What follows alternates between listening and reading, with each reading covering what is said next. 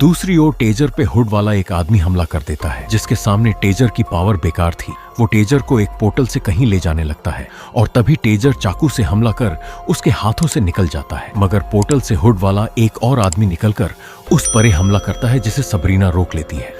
अब ये चारों ओर हुड वाले आमने सामने थे। टेजर चाकू से उन परे हमला करता है, लेकिन माइक उसे वहां से लेकर गायब हो जाता है, क्योंकि वह किसी को मारना नहीं चाहता। इसी बीच सबरीना और रन अकेले फंस जाते हैं। हुड वाले रन पे आग से हमला करते हैं। लड़ाई में रन आग से झुलस जाता है। सबरीना अपनी पावर से एक बार तो उनको रोकती है, मगर दूसरी बार उसकी पावर काम नहीं करती। माइक टाइम पे आकर दोनों को वहां से बचाकर ले जाता है। रॉन बुरी तरह से जल चुका था। सबरीना उसके इलाज के लिए सामान जमा करती है, लेकिन इतने में वह खुद बखुदा है कंट्रोल सेंटर का बॉस पूरी घटना की वीडियो देखकर परेशान था कि उन्होंने एक दूसरे को ढूंढा। कैसे जैस्मिन के पिता डिन को जैस्मिन की आखिरी कॉल रिकॉर्ड सुनाते हैं, जिसमें वह बताती है कि वह लोग जबरदस्ती उसकी पावर्स का इस्तेमाल करवा रहे हैं। वो डिन से बार बार जैस्मिन को ढूंढने की मदद मांगता है। डिन उस जगह का एड्रेस मांगती है जहां जैस्मिन को रखा हुआ है, जिसे देखकर डिन हैरान हो जाती है, क्योंकि वह जगह सालों से किसी कंस्ट्रक्शन की वजह से बंद पड़ी है। उस जगह का पता जैस्मिन के पिता को एक ट्रैकर की मदद से मिला था, जिसे उसने जैस्मिन के स्कूल बैग में रखा था, लेकिन उसे ले जाने वालों की धमकी की वजह से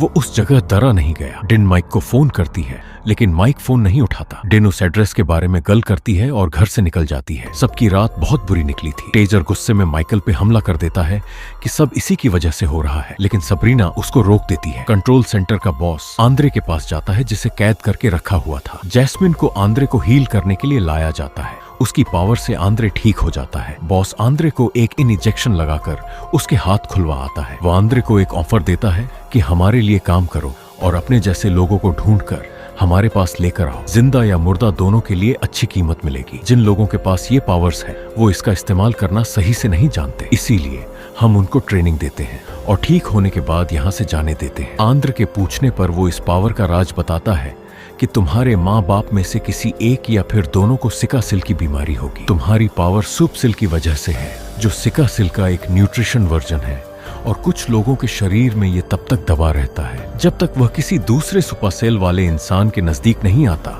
बॉस आंद्रे को उन चारों की फोटो दिखाकर उनके बारे में पूछता है, लेकिन वह किसी को भी पहचानने से मना कर देता है। माइकल सबको एक साथ बिठाकर फ्यूचर की कहानी फिर से समझाता है कि भविष्य में वे एक टीम है। सबरीना टेजर से क्रेजी के बारे में पूछती है और तभी टेजर को क्रेजी का फोन आता है। वह टेजर को धमकाता है, मगर टेजर आमने सामने लड़ने की चुनौती देता है। तब क्रेजी उसे रात में ए टाउन बुलाता है। ये वही जगह थी जिसका पता जैस्मिन के पिता ने डिन को दिया था। टेजर सबरीना को बताकर वहां से निकल जाता है कि क्रेजी ए टाउन में मिलेगा। अपना फोन ऑन करते ही माइकल को डिन की कई मिस्ड कॉल दिखाई देती हैं। वह डिन को कॉल करता है। डिन भी उसी पते पर छानबीन कर रही होती है। क्रेजी का एक आदमी उसे परेशान करता है, जिसकी फोन पर आवाज सुनकर माइकल गायब होकर सीधे डिन की गाड़ी में पहुंच जाता है। कंट्रोल सेंटर में सबरीना का मैच मिल जाता है, जो अब तक उनके लिए एक अनजान इंसान थी। बॉस सबको पकड़कर लाने का आदेश देता है। डिन माइकल से उसे छोड़ने के लिए कहती है, ताकि वह अपनी शक्तियों का इस्तेमाल लोगों की मदद करने में कर सके। इसके बाद माइकल उसे पूरा सच बताता है कि वह तारीख उसके भविष्य में जाने की नहीं,